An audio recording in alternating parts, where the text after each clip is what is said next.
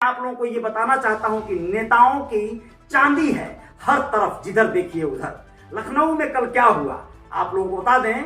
7 जून एक ऐसा दिन है जब निषाद पार्टी, डॉक्टर संजय निषाद जिसके मुखिया हैं और वर्तमान में प्रदेश सरकार में मंत्री हैं, उनके बेटे विधायक हैं, उनके एक बेटे सांसद हैं, इन लोगों ने भी अपना पैतरा, अपना जो कार्रवाई है, कारगुजारी है करने के लिए एक गजब का नुक्ता, एक गजब का जो है युक्ति बना ली। इसके तहत उन लोगों ने वहां पार्टी कार्यालय से लेकर विधानसभा की ओर एक ज्ञापन लेकर पैदल मार्च किया। ये महज एक दिखावा था इस समाज के लिए। निषाद समाज पूर्वांचल में निषाद पार्टी को बहुत ज्यादा तवज्जो देने वाला एक बड़ा समाज है।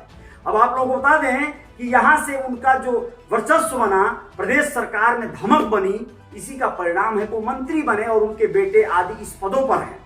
लेकिन कल का जो दिन है 7 जून 2015 को एक घटना हुई थी कसरवल में। कसरवल गोरखपुर से सटे हुए एक स्थान है, वहां पर आरक्षण आंदोलन की मांग करने के लिए एक रैली निकाली गई, एक जुलूस जो बहुत ही कम समय में बहुत अच्छी खासी भीड़ में तब्दील हुआ और वह निषाद समाज के लोग थे उसमें। उन लोगों ने मिलकर उस रैली को सफल बनाना चाहा, लेकिन डॉक्टर संजय निषाद ने उसे एक नया रूप दिया और यह आंदोलन रेल पटरियों पर पहुंच गया। रेल पटरियों पर पहुंचते ही वहां पर लोगों को देखकर पुलिस प्रशासन चौकन्ना हो गया और वहां जो हुआ वो बहुत ही बड़ा दुखद कांड था।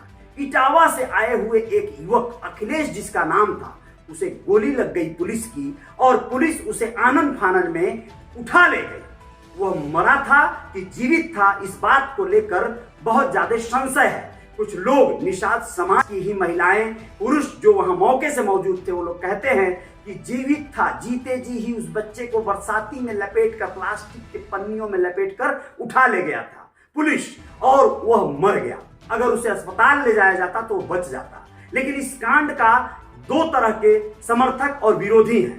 कहते हैं लोग कि इसे करके ही, इसकी बुनियाद पर ही बहुत बड़ा जो है अपना राजनीतिक करियर पैदा किया डॉक्टर संजय निषाद ने और इसी को आधार बनाकर वह राजनीतिक गलियारों में और विख्यात हो गए। यानी उस अखिलेश निषाद जो कि मात्र 20-22 साल का युवक था और इकलौता था अपने माँ बाप का, 3-4 बहनें हैं उसकी और अब उसके परिवार में कोई ऐसा नहीं है जो आधार बन सके उसके बूढ़े हो रहे माता पिता का।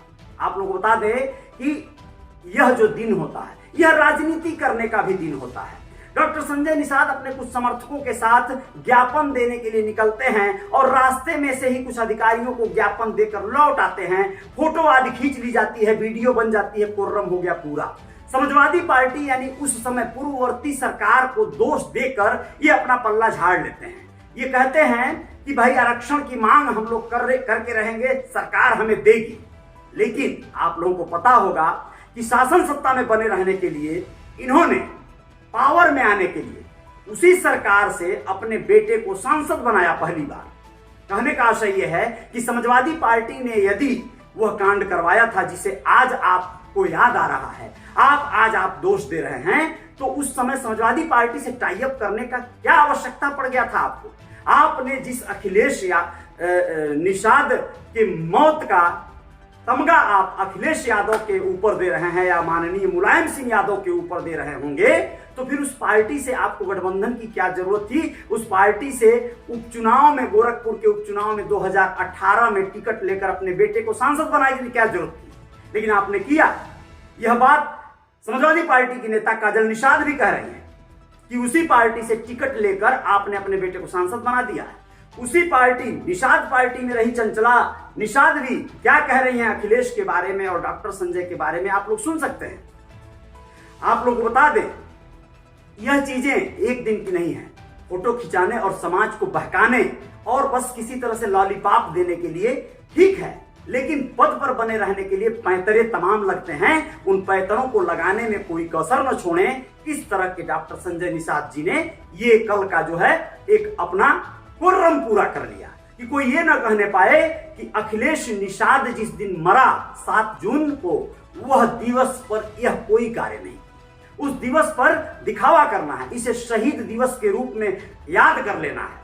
अखिलेश यादव अखिलेश निषाद की शहादत को याद कर लेना है। लेकिन सिर्फ शहादत याद कर लेने के बाद खुर्रम पूरा हो जाता है क्या? आरक्षण की मांग को लेकर आप सरकार के साथ क्या कर रहे हैं?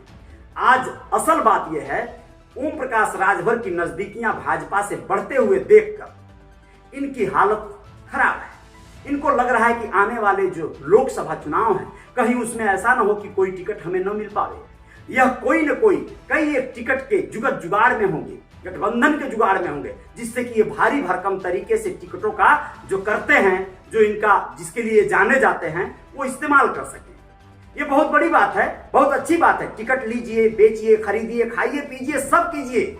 लेकिन समाज जिस वजह से आपको वहां पहुंचाया, जिस उम्मीद के साथ पहुंचाया, उस पर आप क्या कर रहे हैं? और आपकी सरकार, जिसे आप अपने योगी बाबा को वकील, मोदी बाबा को जज कहते हैं, तो ये लोग जज और वकील मिलकर क्या कर रहे हैं, ये बताना बहुत जरूरी होता है।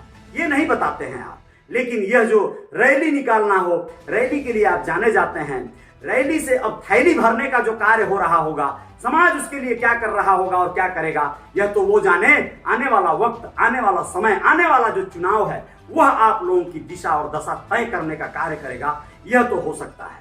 श्रीगंगा न्यूज पर आप हैं, बने रहिएगा। जय जयकार तो यहाँ जारी रहेगी। जय हिंद, जय भारत। शुक्रिया, धन्यवाद।